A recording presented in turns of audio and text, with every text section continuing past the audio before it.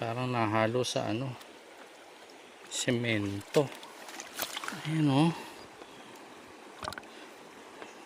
May nahalong agit.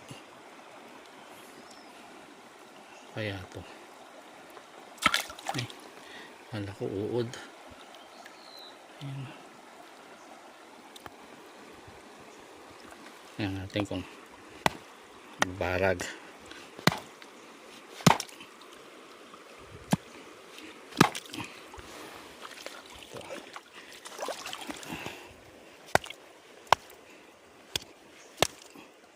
Oops.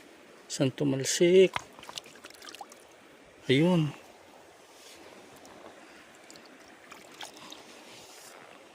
Natanggal natin. Ang ganda niya. Hindi siya na crack. Kasi matigas nga naman yung mga agit din.